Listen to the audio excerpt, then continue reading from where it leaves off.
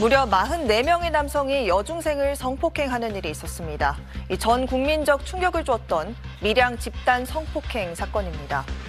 당시 성폭행 가해자로 지목된 남학생들은 피해 여학생에게 신고하면 촬영 영상을 유포하겠다며 협박까지 했지만 결국 모두 형사처벌을 받지 않았습니다. 경찰서에 고개를 숙인 남학생들이 바닥에 줄지어 앉아 있습니다. 1년 동안 여중생을 집단으로 성폭행한 가해 남학생들입니다. 인터넷에서 알게 된 여중생을 만나 폭행해 기절시킨 후 집단 성폭행했고 그 모습을 촬영해 협박했습니다. 지목된 가해자 수만 44명에 달했습니다. 수사 과정에선 오히려 피해 여학생과 가족들이 가해 학생의 가족들로부터 협박을 당하는 일도 있었습니다. 앞으로 그 뒷일이 걱정 안 되냐고 이래 좀 협박하는 부분이 됩니다.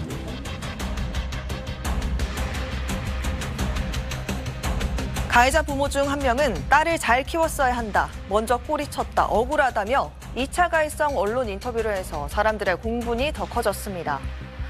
하지만 결론적으로 형사처벌받은 사람은 아무도 없었습니다. 대부분 전과 기록이 남지 않는 소년부에 송치된 겁니다. 피해자는 큰 고통을 받았는데 제대로 처벌받은 사람은 아무도 없었던 겁니다. 그렇게 20년이 지난 최근 사건이 재조명받고 있습니다. 일부 가해자들의 신상과 현재 근황을 폭로하는 영상이 공개된 겁니다. 손이 떨려서 나서요. 사업가 겸 방송인 백종원 씨가 경북 청도군의 식당을 방문하는 모습이 담긴 영상입니다. 지난 2022년 게시된 영상인데 최근 큰 반향을 일으켰습니다.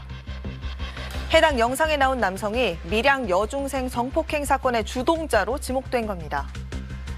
해당 남성을 찾아내 이런 근황을 폭로한 한 유튜버는 이 남성의 SNS 계정도 추적했는데 딸 인생의 걸림돌을 모두 없애주겠다, 가장 믿음직한 아빠가 되겠다고 적은 글도 있다고 밝혔습니다. 이외에도 가해자로 추정되는 다른 남성의 근황도 공개됐습니다. 이름을 바꾼 뒤 한 외제차 전시장에서 근무하며 외제차 3대를 보유하고 있고 주말엔 골프를 즐기고 있다고 전했는데요. 현재 해당 남성이 근무하는 걸로 알려진 외제차 전시장 포털 사이트 리뷰에는 별점 테러가 잇따르고 있습니다. 이뿐만 아니라 의령경찰서 홈페이지도 항의글로 뒤덮여 폭주하고 있습니다. 의령경찰서 소속으로 알려진 여성경찰관 A씨가 과거 가해 남성들을 옹호하는 취지의 글을 남겼었다는 사실이 알려진 겁니다. 앞서 지난 2012년에도 비슷한 일이 벌어졌는데 A씨는 당시 사과문을 내고 피해자와 가족을 가슴 아프게 해 죄송하게 생각하며 평생의 짐으로 안고 자숙하겠다고 밝힌 바 있습니다. 밀양 집단 성폭행 사건의 가해자로 지목된 남성이 소셜미디어에서 신상이 공개된 지 하루 만에 직장에서 해고됐습니다. 가해자가 근무하는 것으로 알려진 한 수입차 업체는 오늘 오전 공식 계정을 통해 당사는 해당 사안을 매우 엄중하게 인지해 해당자를 해고 조치했다면서 많은 우려와 관심을 보내주신 고객님들께 송구하다, 기업의 사회적 책임을 다하겠다는 입장문을 게시했습니다. 앞서 한 유튜브 채널은 이 회사에서 일하는 30대 남성 A씨가 밀양 집단 성폭행 사건의 가해자라고 주장하며 이름과 나이, 직장 등의 신상을 공개했습니다. 논란이 커지자 업체를 향해 불매운동하겠다, 해고 조치하라는 네티즌들의 항의가 쏟아졌고 업체는 A씨를 해고하는 등 빠른 조치에 나선 겁니다.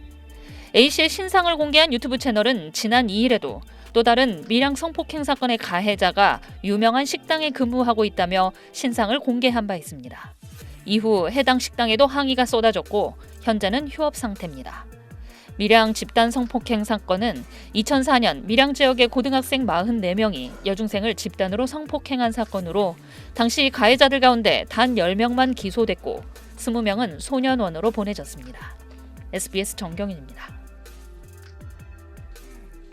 밀양 집단 성폭행 사건 피해자가 가해자들의 개인정보를 유튜버에게 유출했다가 경찰에 입건된 사실이 뒤늦게 알려졌습니다. 인천 삼산경찰서는 개인정보보호법 위반 혐의로 A씨와 A씨의 동생을 불구속 입건했다고 밝혔습니다. A씨와 동생은 지난 2023년부터 2024년 사이 유튜버들에게 밀양 성폭력 사건 관련자들의 개인정보를 제공한 혐의를 받고 있습니다. 이들은 피해자 신분으로 확보한 판결문을 통해 가해자의 실명, 주소, 주민등록번호 등을 유튜버에게 공유한 걸로 조사됐습니다. 이 과정에서 사건과 관련성이 떨어지는 제3자의 개인정보까지 유출된 걸로 알려졌습니다. 경찰은 고소장을 토대로 수사를 벌인 끝에 개인정보 유출 혐의가 인정된다고 보고 조만간 A씨 등을 검찰에 넘길 방침입니다. 밀양 집단 성폭행 사건은 2004년 12월 밀양 지역 고교생 44명이 1년에 걸쳐 울산 여중생 1명을 성폭행한 사건입니다.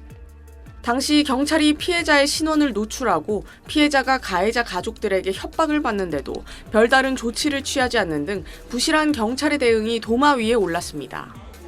해당 사건을 모티브로 한 영화가 지난 2014년 개봉하기도 했고, 지난 2024년 온라인 공간에선 가해자들 신상이 공개돼 다시금 사회적 공분과 함께 사적 제재 논란도 일었습니다.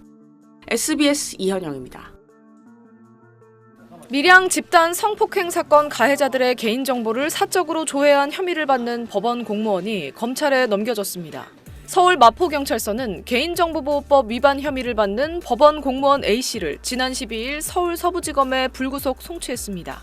A씨는 서울 서부지법에서 주사로 근무하던 중 법원 내부 전산망을 사용해 밀양 집단 성폭행 사건 피의자 10여 명의 주민등록 정보를 사적으로 조회한 혐의를 받습니다.